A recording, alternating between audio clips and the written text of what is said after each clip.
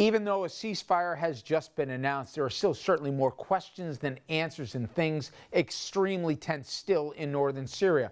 Now, we're also getting new details about how we got to where we are today. Newsweek reporting that there were options besides the abrupt pullout, and President Trump was aware of them before he made that snap decision, but they betrayed our allies, the Kurds. The president's National Security Council reportedly presented those options, but the president ignored them. Plus, more Republicans, they're blasting the president over all this. Just yesterday, House voting to condemn the president's decision, 129 Republicans joining all Democrats to vote for that resolution. And now, Senate Majority Leader Mitch McConnell says he wants the Senate to have a crack at voting on Syria, but he wants something stronger than what the House passed. He, of course, also a Republican. Senator Lindsey Graham, a Republican, who's usually in the tank for Trump, he has been particularly critical. So I hope President Trump is right, but I do not believe it to be so. This decision and line of thinking is against all sound military advice. No one in his national security team believes that Turkey's invasion of Syria is of no consequence to us. So this is the president exercising his judgment in a way that I think is out of line with the advice he's been given. Dangerous. And I hope he will reconsider, stop the bloodshed, and reset the table before it's too late. That should be noted, even though Vice President Pence today said that, hey, as long as the Turks comply for this limited hours window that we have there, that the sanctions would then again be off the table. It's not his decision to make alone. We'll see if Congress still pursues a penalty for what the Turks have done to this point. But staying in Congress, Congressman Adam Kinzinger, he is a Republican. He's also a veteran, and he's fed up.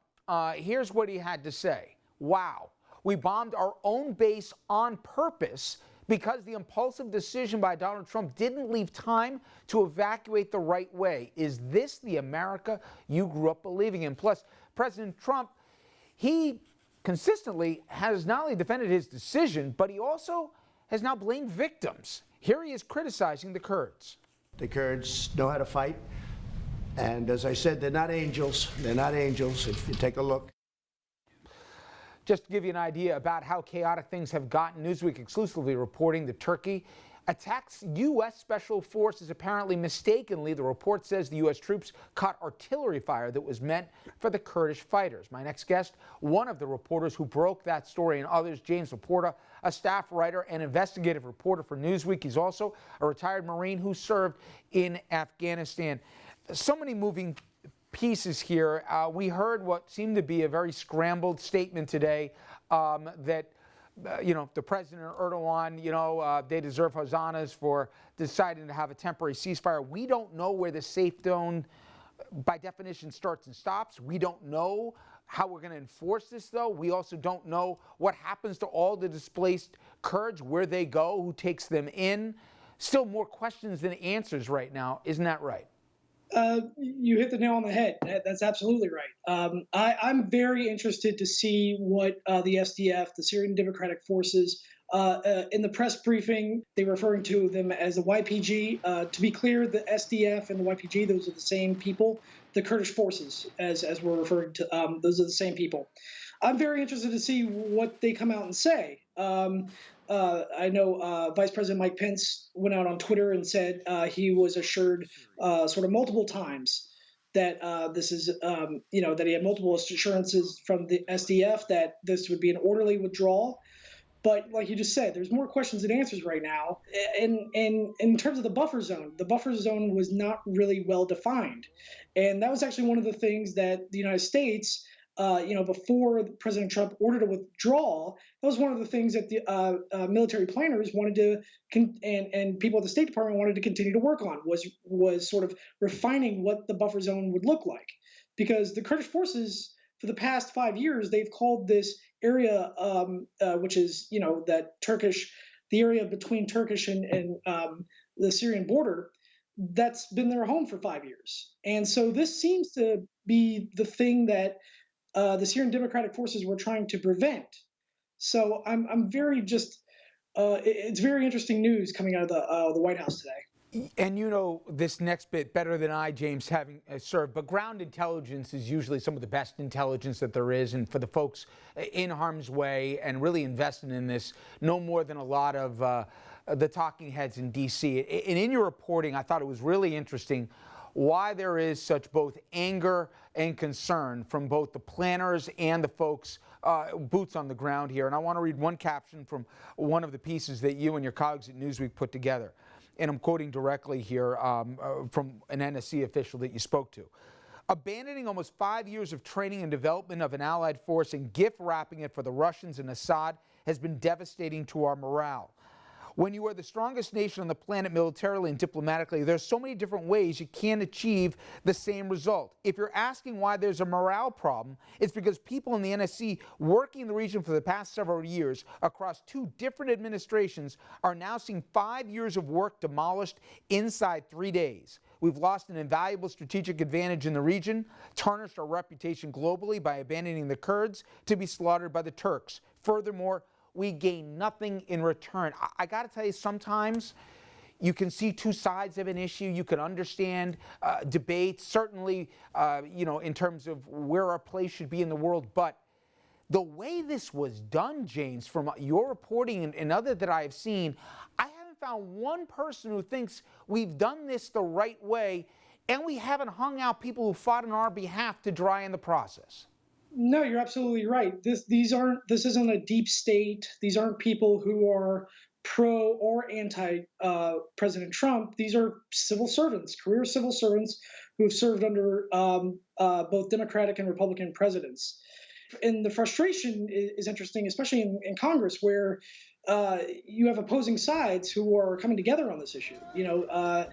But really where you see the biggest sort of hit to morale is within the U.S. Army Special Forces community. Green Berets are hardened warriors. These are guys who go in and they work with nation-state militaries. They train them, and they are sort of the big brother to these smaller forces. And so to hear these Green Special Forces soldiers speaking out and sort of lamenting their sort of dismay over what has occurred is really telling, because I'll tell you from experience, they don't open up easily. Green Berets, they are a community that is trained not to speak to the press, and so it is really telling when they are opening up and sort of sharing their thoughts on this withdrawal, which they feel is a betrayal of people that they have worked with for 5 years. I mean, the only reason the Turkish military did not overstep their boundaries is because the United States was there. And so while the United States did condemn the Turkish operation, it would have never gone forward if United States forces had remained in place. Help me out with this next thing, James. Even let's say the ceasefire holds, okay, and this mythical safe zone is somehow defined. Who fills the void?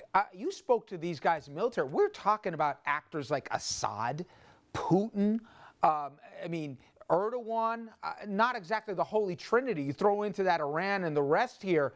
We have made a very troubled part of this world, this region, even that much more dangerous, and we have vacated any kind of voice in the matter.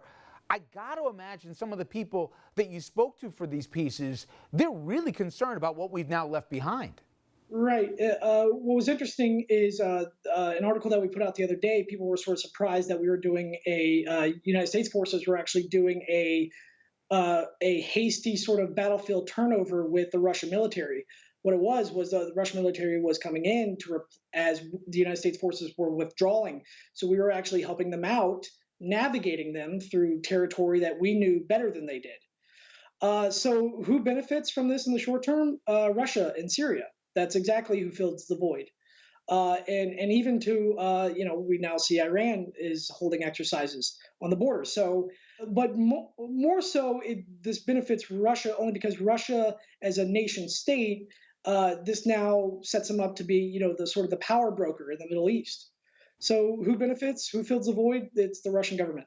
Well, James, you and your colleagues over at Newsweek have been doing a terrific job on this story. Thank you for your time and your service. Thank you, sir. Thank you. All right, everyone, when we come back, we just spoke about the military aspects of Syria. After the break, a new documentary puts a human face on the suffering. The Academy Award nominated director of The Cave joins us next.